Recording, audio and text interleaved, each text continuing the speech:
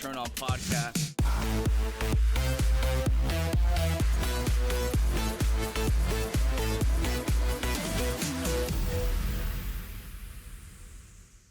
What's up, everybody? Welcome back to Turn On Podcast. We are out here in the shithole Los Angeles.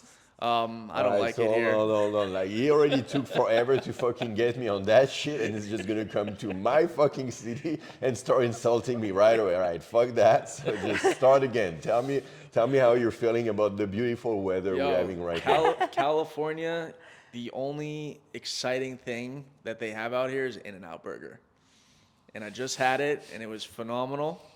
So I guess California it's okay. So as you guys can notice, like me and Ryan, we're just kind of like so like the same person, because I've been here for 15 years and probably eat at In-N-Out for like 3 times during that entire 15 years. Yeah, so I think like he probably eats at In-N-Out way more in like a 3-day time stretch anytime he's in town for convention than ever when I'm just in town. I've been in town for 72 hours. I've had it twice. That's what I'm saying. He's beating me for like the last year and a half. We went to the probably. Juicery. Yeah, that's, it's okay. Like, we went hiking, juice bar, kind of like thing like that. You're doing that. It's just, it's cool, to each their own. Hell yeah. So, as you guys can see, Cassie Lux is back on this podcast. This is your 3rd time. Oh, yeah, sorry. Yeah. And I've been trying to get this guy on the podcast for a fucking long time. It didn't work out. It's just I don't do as much like travel to Florida as they wish me I could do. And then he was supposed to come too, and like you ended up not being there. So it's kind of like, okay, well, we ran into each other last night, and that was just the whole kind of sir. Like, yes, sir. You live close by too. 100%. So, Cassie, you actually had a fucking wonderful time last night. So I'd like you to introduce who was piping you hard last night. What's his name? Alex Legend. Dude, you made it, man. Everybody? You finally made it. Honestly, my roommate talks about you all the time, and she told me. You said I made it like in between like Cassidy's legs, because I've been just seeing that stuff on like social media for like a couple months. I was like, that looks really fun and stuff. And then she started talking about like her surgery. I was like, the time window is gonna be like, and I was like, there's some shit happening in Vegas, LA. I don't know, maybe I got a chance right there, and. Everything just lined up, and that was just opened them up, and away we went. What's up. I wasn't even sure if I was gonna make it today. I was like, I don't know if I'm gonna be able to walk. Oh well, I'm hanging on. Hold on. I'm gonna give you a quick compliment. So before I really honestly knew who you were, again, my roommate Chloe Temple talks about you a lot. Like, I think she's a super fan, right? And there was one time you guys were at a music festival out here in LA, right? Mm-hmm. I think Millennium was there. I don't know. It was kind of a cool thing. She comes back in town. She's like, Ryan, you really got to meet this guy. You got to have him on your podcast. He's super cool. He loves music festivals. He's just a fucking great, outstanding person. And then as I kind of turned your notification on Twitter, okay, I watched, and I was like, you know what? This dude is actually really fucking cool. And there's like a short list of male talent in this industry that I really fucking got big respect for. Mm-hmm. And I want to say that you were on that list, my guy. I think you're a fucking phenomenal person. And, performance-wise, and just how you treat the girls and how you treat, everybody around you. So that's my compliment to you. And I'm really excited that you are finally on this podcast. Honestly, that means just a lot, because, obviously it's cool to just, catch up with everybody with award season and stuff like that. But just for me, that stuff is more about just kind of the people that I get to see than the awards itself or anything. But what you just said, in my opinion, if you're doing your job, and if you're just doing your job right, this is just the best compliment I can receive, because it's been 10 years now, so in some ways you don't really see it happen at first, but eventually you're like, shit, and I'm a veteran now, just you feel from being the new guy to kind of just that in-between zone a little bit, and then you're just already on that other side. And then when you're on that other side, you're kind of okay, I do have some knowledge. There's just those people coming in sometimes that having very supportive, family, friends or whatever. So whatever, I always try to just give advice to like whoever kind of like want to hear stuff about like how to get stuff done, or at least I try to help them like to share maybe sometimes how I've felt like mentally,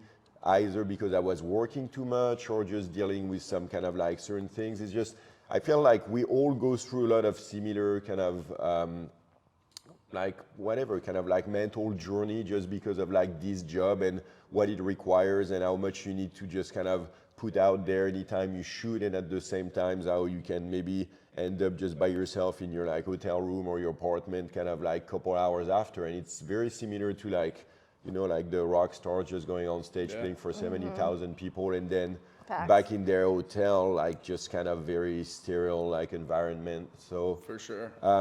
so I think like, I mean, I don't know, you know, it's just maybe, yeah, I guess as like a human, it's just, I'm enjoying that job, but I also want people around to just, because I think there's a way to just be an adult performer and doing in like a healthy way, like mentally, physically. And I feel like, yeah, if I can help just kind of like get the word out, just get performers also to just kind of be, because that's kind of what I've done to myself. Like I'm 41, I've been doing it for like 10 years. Obviously, it's just kind of like it's a younger guy game. Like I mean, it's you know it's kind of being pro athlete of sex. So it's just kind of that's really kind of how I see it. So the older you get, you can keep on getting smarter, and that's what I'm trying to do as far as like how I approach the whole thing. But you still can really fight, you know, aging or anything. So if you already take care of yourself at like, you know, younger age, just try to do like the right things. There's a good chance you can last in this industry. At least it's good to know that you can leave the industry on your own terms and not being kicked out because at some point you're just kind of not able to perform like you should as far as like the work you ask to do. So when you got in this industry, it's a question that a fan he left a comment and it kind of made me wonder. Question for both of you: when you got in the industry, your biggest fetish, is that still today, or has it changed? Totally changed. yeah, same with me. You on star on that. So what was your fetish when you got in? I feel like I didn't even really have a fetish. Okay, or a kink. But then it's actually kind of funny because it was like stuff that I had done before, but not necessarily liked on a personal level, became a fetish for me. Because I think like being a performer, you have to become like super comfortable with yourself and you have to be really real with yourself. So it's like tapping into some of those uncomfortable areas you build like a comfortability with. So like that's kind of how that happened for me. So like I didn't know I had a breeding kink until I got into porn. Also, I feel sometimes the thing that you kind of like shy away from is because subconsciously you know you could kind of love that stuff, but you're trying to just tell yourself to just stay away from it. And at some point you have to really face it, and you're actually, okay, now that I'm in this room, it's actually kind of cool, you know? Yeah. So what was yours when you got in, and what is it now? I mean, I feel like I've always been like pretty big into anal. That hasn't really changed, but I think like, I don't know, like, you know, I'm European. What else can I say? It's just kind of. What's with you? Or I'll get to that. You next did get thing. really excited when you found out I did anal. But now what is it? What is it now? Well, I mean, well, no, but so that has stayed as far as kind of like still kind of like that thing. But I feel like now, it was more like in the past. I love maybe some girl that had kind of like big natural tits or like big asses and stuff like that. And I think like if the girl is kind of like cool and stuff, but now I feel way less about like any kind of like body types. Like I've actually been like even enjoying girls that are a little bit more kind of like tall and slender, like a little bit kind of like, you know, like Cassidy has like that. It's just, I don't know, that's a little bit of curves on kind of like a tall body is just like, it's pretty sexy. So that's what I'm saying is like, that's pretty far from kind of like what I was feeling like back then and stuff. So I don't know, I think stuff like that. As far as like positions and everything, I think it's kind of like, it kind of really depends and it's kind of like different. And I also kind of like to look at sex as more like a giant kind of like buffet, you know? So it's just kind of like, like you just, I mean, there's things you're gonna eat only twice a year, but when you wanna eat them, it's just gonna fucking be You were tits and eating just last really. night. Are you just having girls come flocking at you, and you just have to pick and choose, or are you? Do you still find yourself like, man, like I can't find content to do on Tuesday? or do you just have Well, women? because I'm trying to balance kind of like the pro shoots, like the collabs. Also, I do music, like DJing, all that stuff. So I kind of like get busy. I feel like I'm reaching that point now where a lot of people just like text me. If it kind of fits in the schedule, I put that in, and it's just kind of like the schedule keeps on just kind of rolling in Gotcha. as people reach out to me. I mean, sometimes I also do reach out because I feel like I was a little bit more proactive on this one to just be kind of Who like. reached out to who on this? I mean, I think we started just following each other, but I was kind of like, I hey. think he slid in my DMs. Yeah. Nice. I think so. And what's with you fucking Euros with the anal thing? What is that about? I've never. We were actually talking about this last night. So it I think is like a European What the thing, I fuck? think. For me, that? there's a couple of things. I think it's just kind of. I think personally, my taste as far as like the vibe in sex is I love being dominant with like girls submissive, but as rough as you can go, I also want just be like super kind of like passionate, kissy, just even just leaking like the girl's ear or something. Just be like sweet too, like not just kind of like she's not a punching ball, you know. And I think like sometimes, I mean, or at least that's kind of like for me where it says just if you only just give that to someone, I mean, unless that was really kind of how it was supposed to be, it's just too one-dimensional, you know. It's just I want the thing to be like that balance between all those kind of like energies, and I feel like when you do that, you can also. I feel it's probably way more enjoyable for like the girl too, because you can tell that it's just like there's like respect involved when you're able to just kind of go back and forth. So with that being said, I feel like anal is kind of like the ultimate kind of like dominance, like submission kind of thing. Yeah. So I think the psychologicals like play a role, but it's just, I mean, at the same time, you know, like I got like you get the gape thing too going, and it's just like, damn, man, I did that. I got some girlfriends that like tell me that they'll do anal with like a foreign dude because of the accent. So Okay. to me, I mean, feel like girls just give in. They're like, "Oh, Alex has an accent. Yeah, he can have my ass." I don't think. Okay, hold on. I don't think it's that simple because I feel like there's like a long line of like European performers, like Manuel Ferrara, like like Kieran Lee. I mean, like you name them, like Rocco, like all those different guys and stuff, and it's just kind of.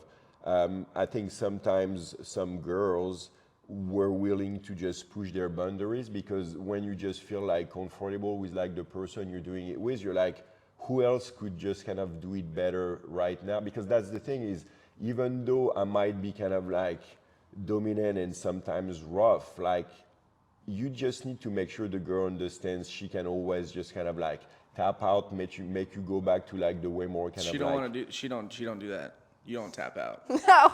Don't but- apologize to this one.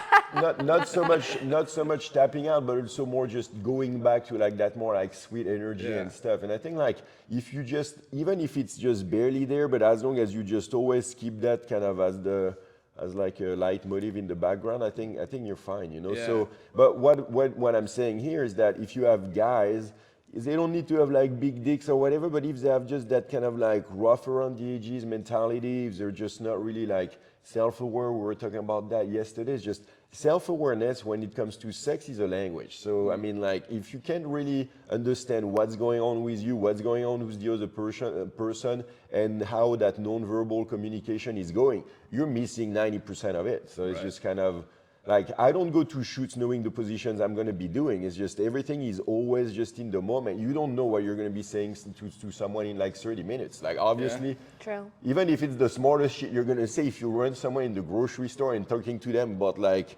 like whatever, like astrophysics or something, that's going to be the most fucking lost conversation in the world, even if you fucking like, so that's what I'm saying. Everything is just contextual as far as like how you just deal with the situation and all that. So.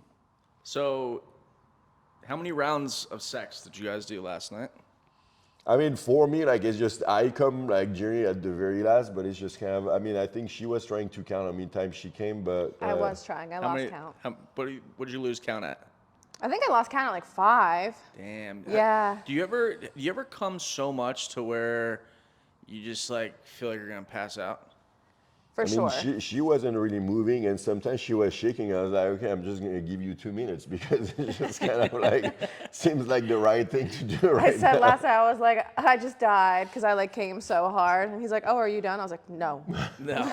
No, I'm just saying I died. It's okay. You could keep fucking me though. Oh, because also she prefaced the whole kind of encounter thing, kind of, you know, like when sometimes I have like fans or guys be kind of like, oh, how long do you think we should be like fucking for or something? She's like, well, I mean, like 40 minutes is just like the bare minimum. You just if I'm gonna have to, if you want me to call you back at least once, like we're gonna need to hit that 40 mark. Cassidy doesn't seem like the type that likes like 10-minute sex or like quick sex.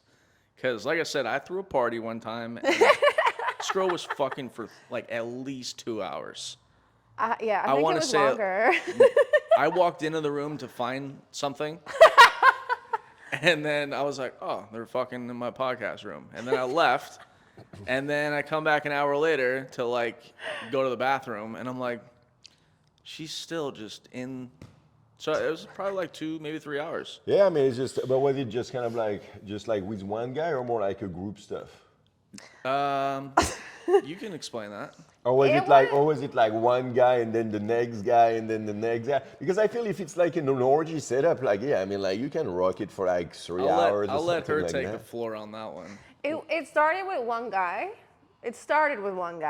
And then Ryan did walk in the room for whatever reason. And I was just like, hey, come join us.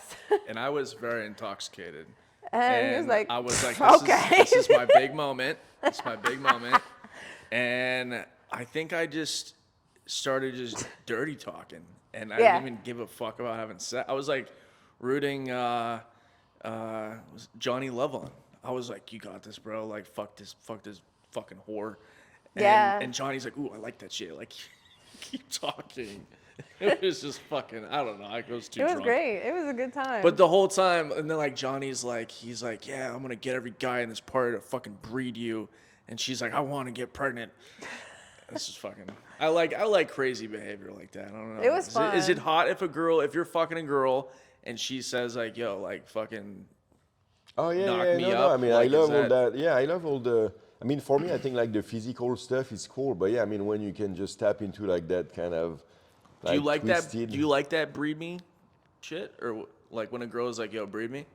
Yeah. That's what I'm saying. I think like kind of like the kinky, like intellectual kind of like thing is kind of like super hot. I mean, it's just, man, like, why would you choose? It's just kind of like, it's the same as like, you know, like cheese or dessert. Like, it's just, if you can have both, just have both. Like, that's, like I just really, yeah, I really see sex as just kind of like the more things you've experienced and the more you know how like certain things work, then after, like, it's not even kind of like a conscious decision. You're just going to know where to go as far as kind of like what the vibe guides you. And then even you can start somewhere and then after just reassess in some ways, but all in that very kind of just kind of like flowy state of mind. But I think it's just, you know, you're like, yeah, I mean, at this point, I'm probably close to like 2,000 scenes or something like that. I was just about to ask you if if each body was $1, what could you buy with your body count? I mean, like, yeah, I mean, at this point, something kind of like decent. I don't know, like $2,000, like. Like a used car or something? Like a down something payment like that, yeah. on a used car. Fuck, I don't even think a used car goes for $2,000 these days. You could probably buy 2 iPhones, man. There you go.